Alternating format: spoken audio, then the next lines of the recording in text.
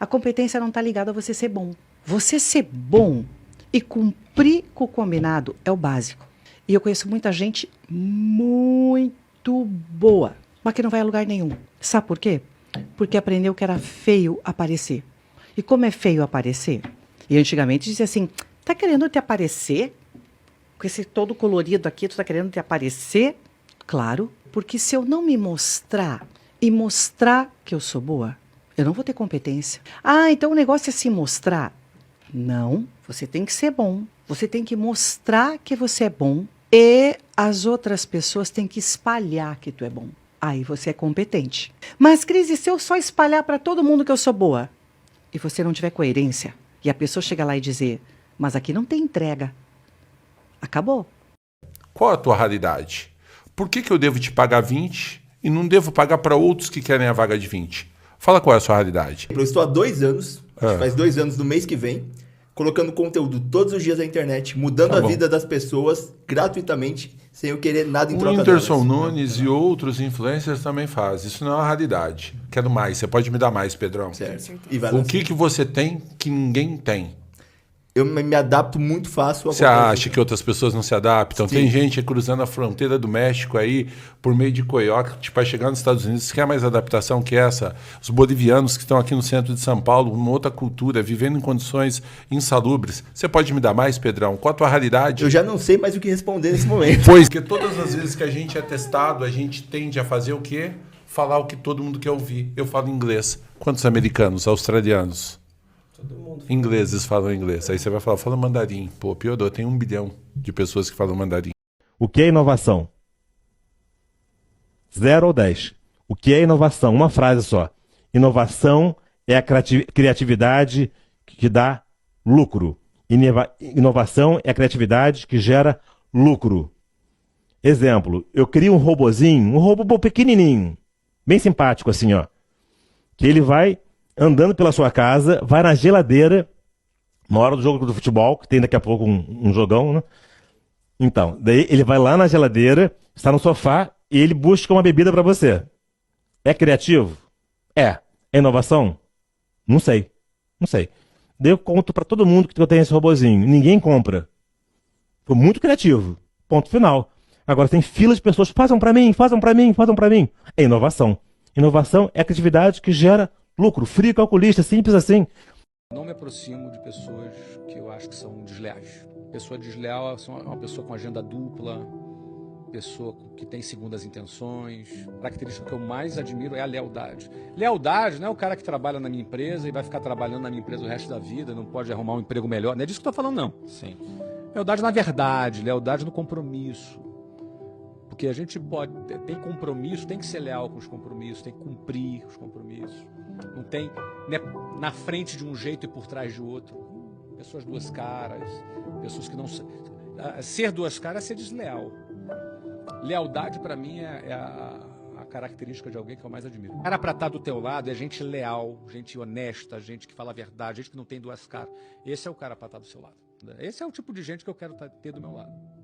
Em qualquer área. Eu estava discutindo em episódios que a gente falou de evolução tecnológica, como que daqui a pouco o pessoal vai conseguir escanear totalmente o nosso cérebro a ponto de fazer um download, esse é o hardware, do que tem no software, seria a nossa mente. Na verdade, isso já foi feito. A gente recebeu uma pesquisadora aqui, a Marta, que ela falou de um projeto chamado Bina 48, que era uma moça chamada Bina. Pegaram a mente dela, com 48 anos, escanearam, botaram num computador, e aí você tem 2 binas crescendo de maneira diferente. Uma com muito mais acesso à informação, que é a tecnológica, e outra que é a orgânica. E ninguém discorda que a bina orgânica é ela.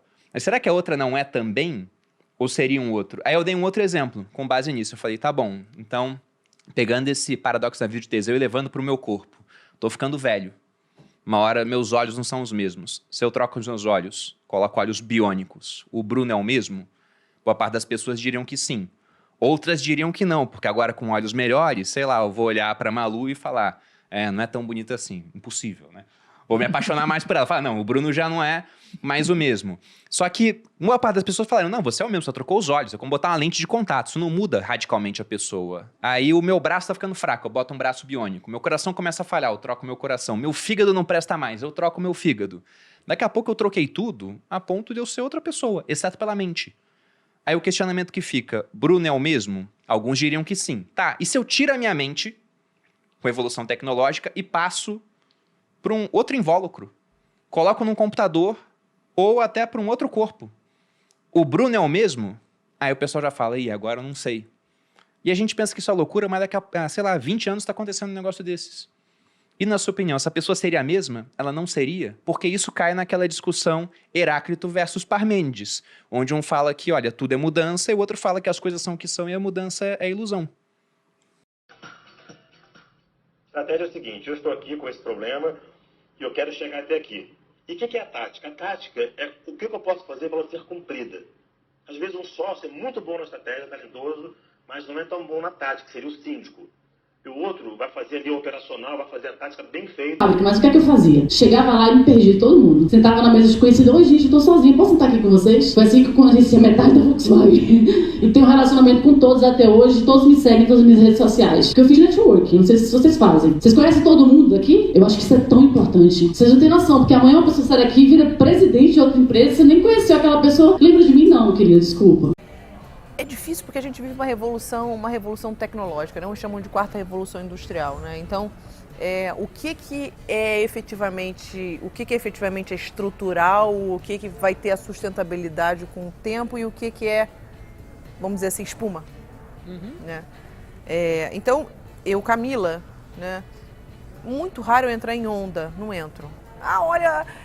Aí teve as ondas das fintechs e teve as ondas disso, as ondas tech, eu sempre costumo analisar com um pouco mais de conservadorismo, porque obviamente a gente sabe que onde tem bolha você vai estar todo mundo olhando, né? Então, antes de tudo, a primeira análise que eu falo é da pessoa que está por trás. Sem dúvida.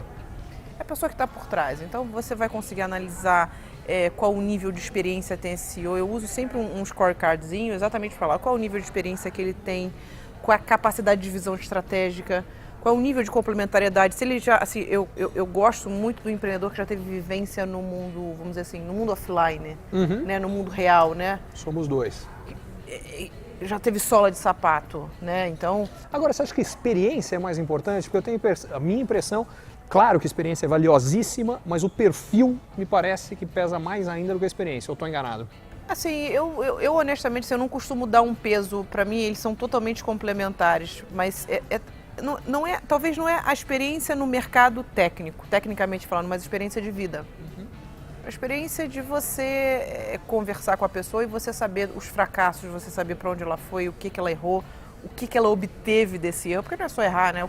Qual foi o aprendizado, qual foi o ganho de aprendizado. No lies. Ninguém tá nem aí. Ninguém tá aí pros seus problemas, ninguém vai acreditar em você, ninguém acredita nos seus sonhos. Lembra do que eu disse? As minhas maiores e melhores decisões, as decisões que mudaram a minha vida, todo mundo foi contra. Todo mundo disse que ia dar errado. Todo mundo disse que era loucura. Todo mundo disse, se fosse eu não faria. E foram os resultados que mais deram certo. E sabe o que eu descobri? Eu descobri que o ser humano ele tem profunda dificuldade em ver você se dar bem. É natureza do ser humano. É muito difícil ele conseguir se olhar no espelho e falar assim, poxa, esse cara anda do meu lado e ele tá crescendo e eu não. Que bosta que eu sou porque ele tá crescendo e eu não. Então isso machuca as pessoas. Ver o seu progresso machuca quem está do seu lado e não consegue progredir. Você pode pegar um livro aqui, como é que constrói um avião, depois que você acabar de ler o livro, significa que você consegue construir um avião? Não, porque você tem o conhecimento, mas você não tem a sabedoria como construir o avião. Então eu falo que a pessoa para ensinar de verdade, principalmente os empresários, tem muita adversidade nos negócios. É só quem viveu aquilo ali na prática sabe como que faz para sair de todas essas adversidades. Se você está num meio que só fala em desgraça, você é contaminado por esse meio. Se você está num meio que você só ouve que você tem que depender do Estado, que você tem que depender do governo, que o Estado tem que fazer tudo, que a vida é injusta, você vai ser contaminado por essa forma de pensar. Agora, se você está num meio onde você ouve pessoas que são mais ambiciosas, que querem crescer, que assumem riscos, que têm ideias, que têm sonhos, que pensam grande, que querem sair da manada, do sisteminha, do modelo do sistema. Qual é o modelo do sistema? Você estudar 12 anos numa escola, 4 anos na faculdade, arrumar um emprego, passar 40 anos lá e viver do INSS. Esse é o sistema. Não tem nenhum problema. É digno essa vida que a pessoa vive. Só que tem gente que não se encaixa, meu irmão. Olha, tem gente que não se encaixa nesse esquema e ele acha que o problema é ele. E eu digo para você, não é ele o problema. Porque nem todo mundo vai se encaixar. É aquela história, né? Competição quem sobe em árvore. Um macaco e um peixe. O macaco vai ganhar, pô. O peixe nunca vai ganhar do macaco. Então, eu não me encaixei no esquema. Você entende? Então, assim, vendas e empreendedorismo foi a minha saída. Só que isso não ensina na escola, cara. Isso não ensina na faculdade. Empresas racionais, sem emoção nenhuma, são chatas. Empresas emocionais, só se abraça a árvore, ninguém vê números, costumam não dar muito resultado. A gente acha que o equilíbrio entre essas duas dimensões, do pragmático com o carinho, a gente acha que isso faz toda a diferença. Porque, no final do dia, a gente não fabrica chocolate, a gente cria, de verdade, momentos de carinhos. Começa por onde? É simples. Agora, a situação que você está me passando é grave. E quando é um casal, acaba misturando mesmo as finanças pessoais com as finanças da empresa. A solução é você ter um prolabore. Você deve ter um prolabore, um salário, porque as pessoas confundem ser dono e com trabalhar no negócio. Nem sempre o dono trabalha no negócio. Vamos supor que 3 amigos têm uma empresa, cada um tem 33%. Se um deles trabalhar, ele vai ter um salário além dos 33%. Os outros não vão ter salário e vão receber os 33%. Agora, não é moleza recebendo sem trabalhar. Em primeiro lugar, ele é dono da empresa. Em segundo lugar, ele é sócio do lucro ou do prejuízo. Ele também tem que cobrir os 33%. Então, a primeira coisa é separar logo o que é a empresa e o que é a casa. É muito importante. Você deve ter um 13º salário, férias, separar completamente. Tá certo. Eu vou agradecer a Roberto Barreto. Temos aqui outras indagações, mas o tempo também já terminou. Muito obrigado por ter vindo aqui. Foi um prazer. Vocês, mas essa foi mais uma semana que eu não usei fórmula de Bhaskara. Não sei se vocês precisaram usar aqui. Pra... Não, a reprodução dos fungos, a química orgânica, mitose e meiose, não. Mas oratória para você usar, inteligência financeira, inteligência emocional. Sem dúvida é um tipo de habilidade que a gente chama de people skills, né? Habilidades comportamentais ou socioemocionais, que deveriam ser ensinadas desde cedo, porque nós precisamos, independente da profissão, saber como se comunicar, saber como trabalhar em equipe, saber como se relacionar. A gente chega num ponto que é crucial, que é o medo de se falar em público. O medo de ter que lidar com a timidez. Então, saber entender o porquê que nós temos esse medo de ter que levantar e falar em público, eu acredito que é muito importante. Qualquer pesquisa que saia, aparece sempre qual o maior medo do ser humano. A morte normalmente aparece em segundo lugar. Então, as pessoas têm mais medo de falar em público do que de morrer. As pessoas preferem morrer. Quer dizer, em primeiro lugar é falar em público. Falar em público. Sabe quantas ligações uma operadora de telemarketing precisa fazer para fazer 3, 4 vendas? 200. No atual mercado de trabalho, para cada boa vaga que aparece, surgem dúzias de candidatos com boa qualificação. A empresa precisa escolher um. Qual deles? Leva vantagem aquele que tem o melhor networking. E como se constrói um networking? Leva tempo. Conhecer uma pessoa e já ir entregando o currículo para ela não é networking, é ser inconveniente. Networking não é uma questão de urgência, é uma questão de paciência.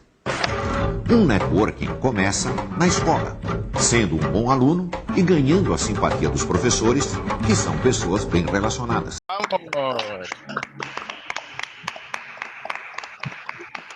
Muito obrigado. Barreto, o palco digital é todo seu.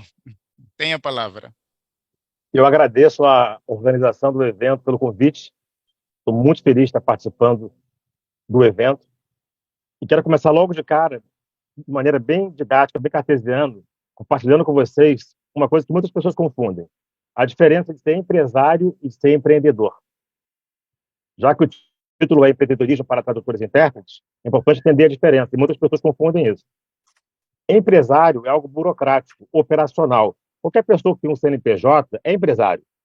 Aqui no Brasil, algumas atividades têm uma modalidade, quando você monta uma empresa, chamada MEI.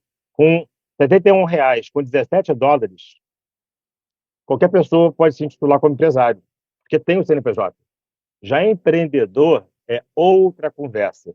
Vocês vão perceber que o que nós queremos que todos aqui sejam são empreendedores. Quase todo empreendedor é também empresário. Pouquíssimos empresários são também empreendedores. Por isso que no Brasil tem o Sebrae. Enquanto muitas pessoas têm raiva de trabalhar, o empreendedor ele é apaixonado pelo trabalho. 2, 3. Vamos.